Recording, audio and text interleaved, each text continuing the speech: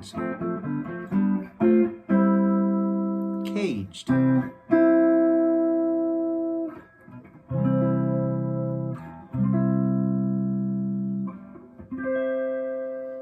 Triads, caged, triads, caged. Triads this, triads, cage that, triads everything. Triads and caged, it's all over. Everybody's making a big deal out of how important triads are and how great caged is. And both of those things are absolutely 100% true. However, there's a couple problems that happen with the cage system that I don't know if you're aware of or not. So I just wanted to go over some of the things that caged isn't good for.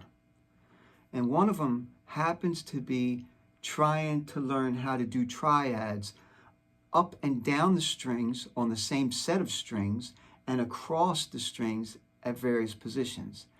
That I'm going to get into very shortly for you.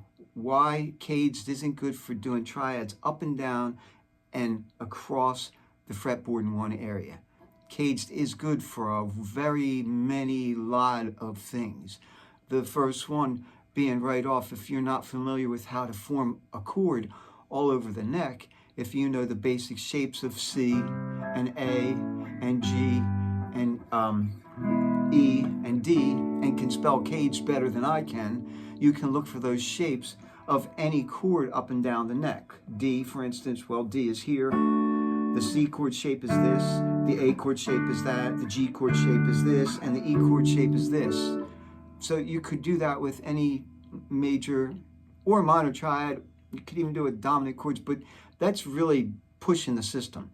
Anyway, I think it's mostly to help people play any major chord 5 different ways up and down the neck, first of all. That's one thing it's great for.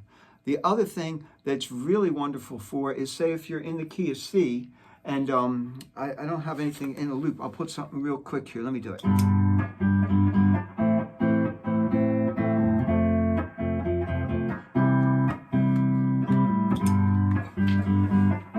So C is my tone center, is my main sound I want to outline. So the notes of the C chord are important to know when I play a scale where I'm going to end.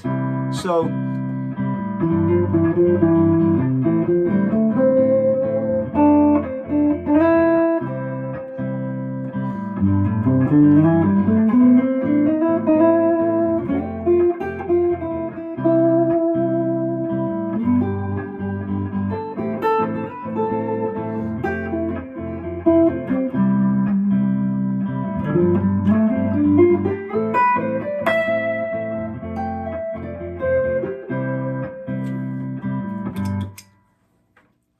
it gives you 5 ways to play any chord.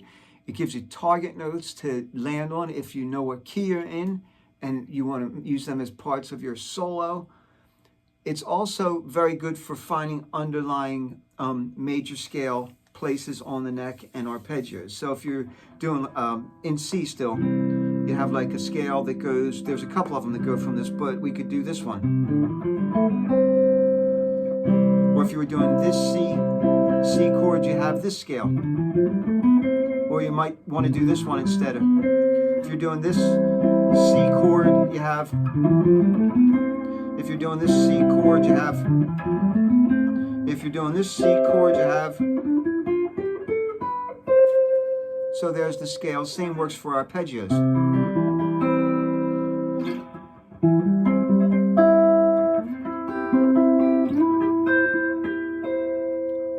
Okay, and you also have like your major pentatonic scales in each place also, but I'm not even going to go into that because I don't want to make this too long. So, what it's not good for is giving you a concrete way to connect the patterns when you move up and down the neck on the same set of strings with a given triad. I'm going to show you one example. I'm going to stop the video, say thanks for watching. Have a great day. I hope you get to play a lot of guitar. This is number 1 in the series of why cage isn't always the best way to learn the guitar. So here's my C triad. Stay tuned. Come back for lesson number 2. Have a great day.